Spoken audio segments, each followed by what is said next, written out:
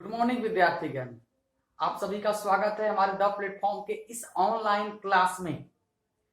तो आज हम बेहद ही आधुनिक भारत का बेहद ही इंपॉर्टेंट लेसन 1857 का सिपाही विद्रोह लेसन 11 का प्रारंभ करने जा रहे हैं। विद्यार्थीगण, हम हर पॉइंट जो इस लेसन से पूछता है हम उसे समझाने का पूरा प्रयास करेंगे। आपसे एक अनुरोध है कि वीडियो को शुरू से लेके अंत तक देखें और कॉपी कलम लेकर बैठे। हम बार बार आपसे एक ही बात बोलते हैं कि कॉपी कलम लेकर बैठे, जिससे आप वीडियो को कॉपी पर भी लिख सकते हैं, है ना। अब बिल्कुल जैसे कि आपका जो क्लास चलता है ऑफलाइन, बिल्कुल उससे कुछ कम ही नहीं ज्यादा ही होगा। बस आप लोग सिर्फ पढ़ाई पर ध्यान दीजिए। सबसे पहले 1857 का सिपाही का विद्रोह, यानी ये जो विद्रोह था सिपाहियों के द्वारा प्रारंभ किया गया था। यानी तत्कालीन कारण कहा था, सिपाही के द्वारा प्रारंभ किया गया था। तो सबसे पहले इसके हम कारणों की चर्चा करेंगे, एक एक कारण बताएंगे और सबकी चर्चा करेंगे। ध्यान से सुनिएगा। 1857 के सिपाही विद्रोह के कारण 5 नंबर का बोर्ड एग्जामिनेशन में आपका सवाल पूछ सकता है विद्यार्थीगण। सबसे पहला कारण है राजनैतिक कारण। पहला कारण क्या विद्यार्थीगण? राजनैतिक कारण। अगर राजनैतिक कारणों की बात करें तो बताते हैं कि देशी राजाओं के प्रति अंग्रेजों की नीति अच्छा नहीं था। उसके अलावा वेलेजली का सहायक संधि, डलहौजी की नीतियां, मुगल बादशाहों द्वारा अपमानजनक व्यवहार करना, ये सब राजनीतिक कारण के अंतर्गत शामिल था। यानी जो राजनीतिक कारण में क्या क्या बताया विद्यार्थी के नबी कि मुगल बादशाहों के साथ इनका अपमानजनक व्यवहार था, राजा भी इनके प्रति असंतोष थे। साथ ही साथ वेलेजली की सहायक संधि, यानी इस संधि के अनुसार आपको यह सुरक्षा प्रदान करता था, लेकिन सुरक्षा के नाम पर राजा को किलाबंदी में पैक कर दिया गया। यह था राजनीतिक कारण, उफान मच रहा था।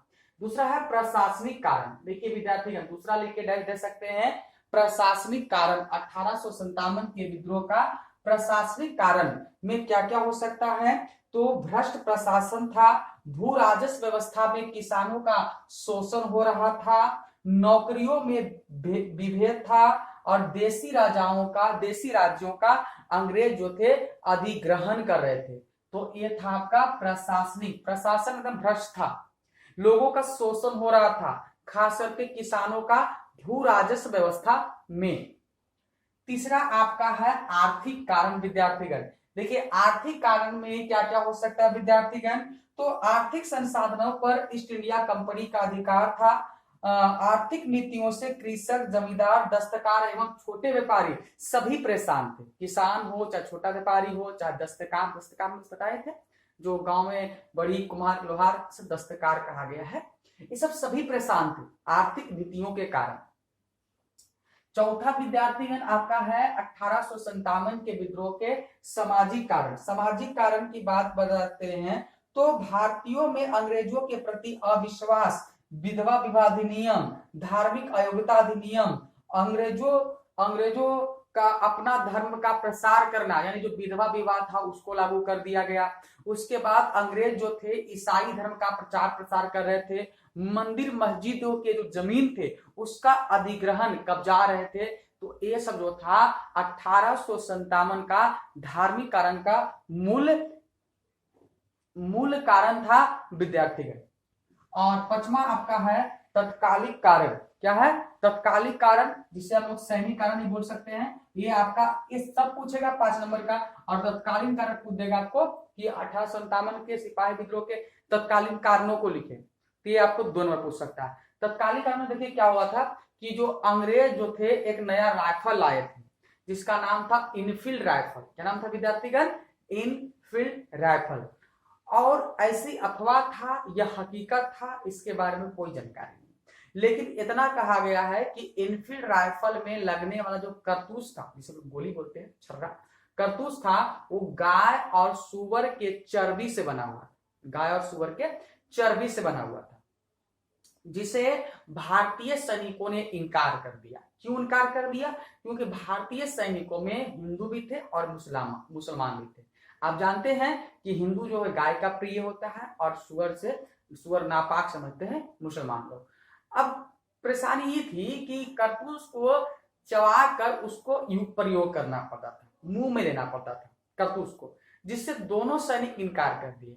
अंग्रेज ने काफी जोर जबरदस्ती की, तभी बैरकपुर के छवनी से वीर मंगल पांडे ने 29 मार्च को 2 अंग्रेजों की हत्या कर दी। 29 मार्च को 2 अंग्रेज अधिकारियों की हत्या कर दी। इसके हत्या के चलते मंगल पांडे को 8 अप्रैल को फांसी दे दिया गया।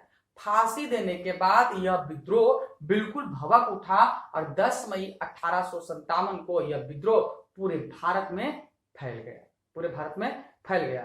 यह विद्रोह पूरे भारत में फैला, लेकिन कुछ ऐसे स्थान थे जहां नहीं फैला। लेकिन कहां कहां विद्रोह फैला और उस विद्रोह का नेतृत्व किसने किए, इसके बारे में देखिए आप कि सबसे पहले इस विद्रोह का नेतृत्व कर रहे थे अंतिम मुगल बादशाह बहादुर शाह जफर। किसने किए थे? बहादुर। तो दिल्ली से नेतृत्व कर रहे थे, ध्यान दीजिएगा। 1857 के विद्रोह का नेतृत्व करता कुछ है, सारे के बारे में ही लिखे हैं लेकिन कुछ जरूर लिख दिए हैं। दिल्ली से किए थे बहादुर शाह जफर, लखनऊ से किए थे बेगम हजरत महल, कानपुर से किए थे नाना साहब, झांसी से किए थे लक्ष्मीबाई, जगदीशपुर से किए थे वीर कुंवर सिंह और पटना से किए थे पीर अली। और कई स्थान है। तो ये नेतृत्व कर रहे थे, क्या कर रहे थे? नेतृत्व कर रहे थे। लेकिन आपको बताते हैं यह विद्रोह काफी बड़े पैमाने पर चल रहा था और इसे वीडी सावरकर ने इसे भारत का पहला स्वतंत्रता संग्राम भी बताए हैं। लेकिन एक बड़ा बुरा खबर निकला कि यह विद्रोह असफल रहा। क्या रहा? असफल रहा। असफलता का कई कारण थे। 5 नंबर का आता है कि 1857 के विद्रोह के असफलता के कारणों को लिखे। तो देखिए 1857 के विद्रोह के असफलता के कारण हम लिखे हैं। यहां पर देखिए 1857 के विद्रोह के असफलता के कारण अंडरलाइन कर दी है विद्यार्थी को, दिखाई दे रहा होगा। 1857 के विद्रोह के असफलता के कारण सबसे पहले लिखे हैं योग्य नेतृत्व का अभाव।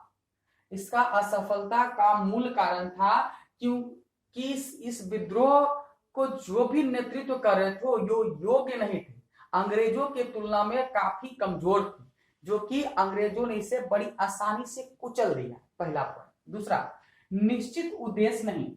देखिए इस विद्रोह का क्या उद्देश्य था, यह विद्रोह किस लिए किया गया, इसका कोई निश्चित उद्देश्य नहीं था। कोई अपना पेंशन के लिए विद्रोह कर रहा था, तो कोई राजा बनने के लिए विद्रोह कर रहा था, कोई अपने धन बचाने का विद्रोह कर रहा था, कोई सेना में सुधार करने के लिए विद्रोह कर रहा था। यानी किसी का एक निश्चित उद्देश्य नहीं था। और जब बिना उद्देश्य का कोई काम कीजिएगा तो काम कभी भी सफल नहीं होगा। एक उद्देश्य होना चाहिए। 10 उद्देश्य रखिएगा, 10 उद्देश्य का पूरा नहीं होगा। जबकि एक उद्देश्य को लेकर कीजिएगा तो आपका वो जरूर पूरा होगा। तीसरा है विद्रोहियों के सीमित साधन। देखिए जो भी विद्रोही थे उनके पास संसाधनों की कमी थी। अंग्रेजों के पास बढ़िया बंदूकें थी, तोपें थी, योग्य सेनापति था और वाहन थे, जबकि विद्रोहियों जो थे छुप छुप कर रहने के, खाने पीने का बहुत घोर कमी था।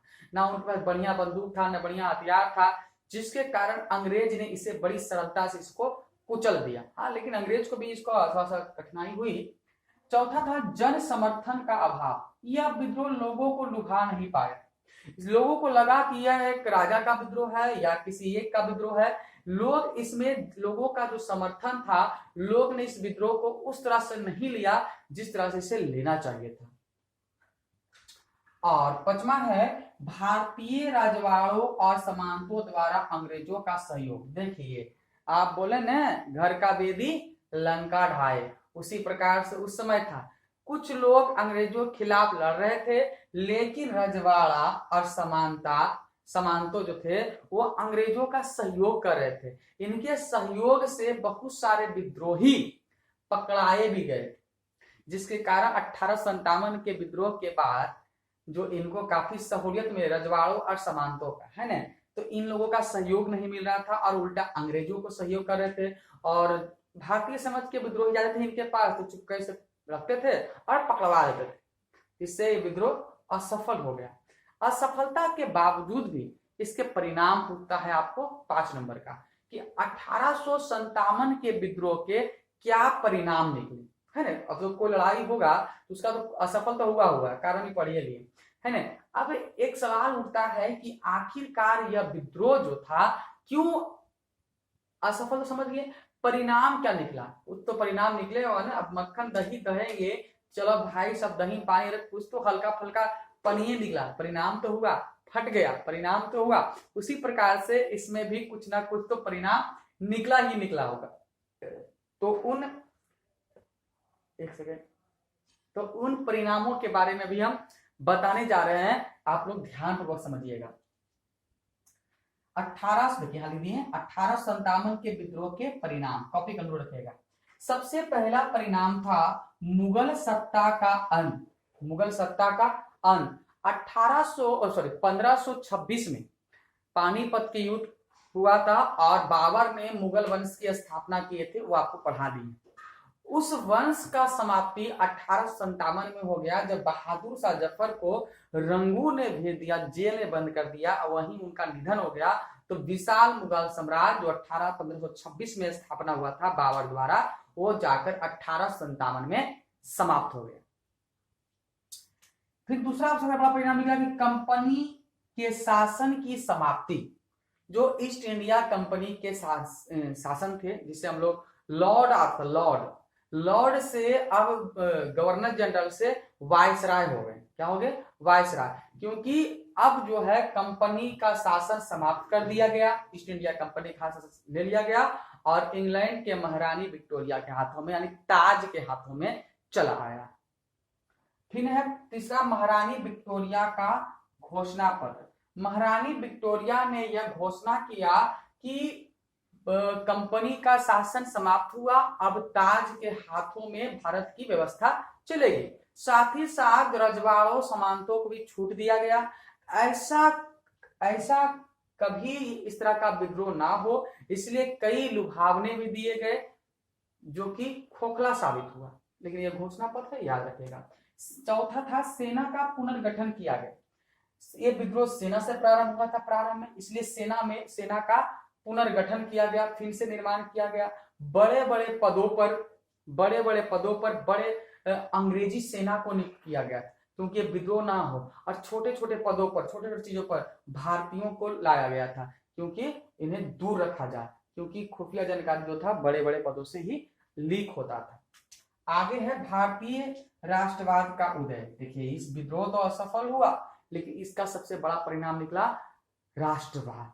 अपने देश एक क्षेत्र से ना होकर भारत के बारे में लोग सोचना शुरू कर दिए कि हमारा देश में अगर हम अंग्रेजों से लड़ाई करें तो हमें सफलता मिल सकती है, और सफलता मिलती अगर हमें जन समर्थन मिलता, हमारे राजाओं का सहयोग मिलता। लेकिन परिणाम में यह साबित हो गया कि अगर राष्ट्रवाद आ गया, लोगों में एकता अखंडता की भाव उत्पन्न हुआ और पूरा भारत एक हो गया। इस विद्रोह के बाद बोलता है ना कि आदमी गलती करके सीखता है, तो यहाँ पर गलती करके ही सीखा गया। फिर भारत में राष्ट्रवाद हुआ और आज हम स्वतंत्र भारत के नागरिक है। विद्यार्थीगण सोचिए कितना भयानक हुआ था। बताता है कि लोगों को बरगद के पेड़ों में 100 आदमी को टांग दिया था ऐसे ही कि मरो। कुछ ऑब्जेक्टिव है, ध्यान सुनिएगा। 1857 के विद्रोह के समय भारत का गवर्नर जनरल कौन था?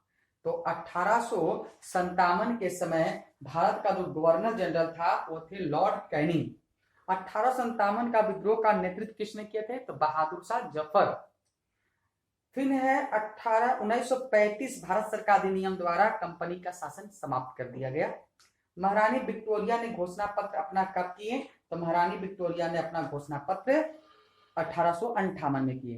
पील कमीशन का गठन किस उद्देश्य से किया गया था? तो पील कमीशन का गठन सेना के पुनर्गठन के लिए किया गया था। अवध का अधिग्रहण, यानी अवध को अपने कब्जे में किसने लिया था? तो अवध का अधिग्रहण लॉर्ड डलहौजी ने लिया था। समान भर्ती अधिनियम किस वर्ष पारित किया गया?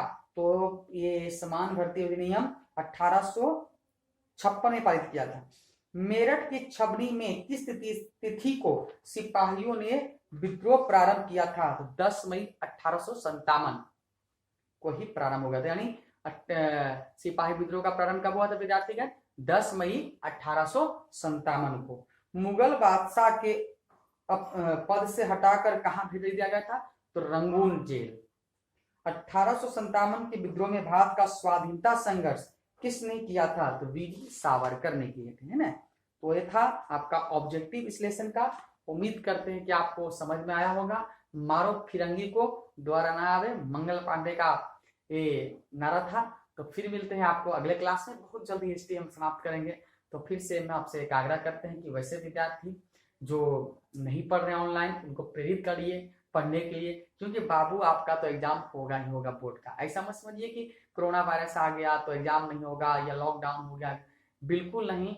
आप पढ़ाई पर ध्यान दीजिए, आपका एग्जाम बिल्कुल होगा और निर्धारित समय से भी होगा। सरकार ने भी ऑनलाइन क्लास का प्रारंभ किए हैं, तो थोड़ा सा आप लोग अपना कोचिंग को बढ़ाइए और खुद बढ़िए, यही हमारा उद्देश्य है। अब तक के लिए धन्यवाद। फिर मिलते हैं आपको अगले क्लास।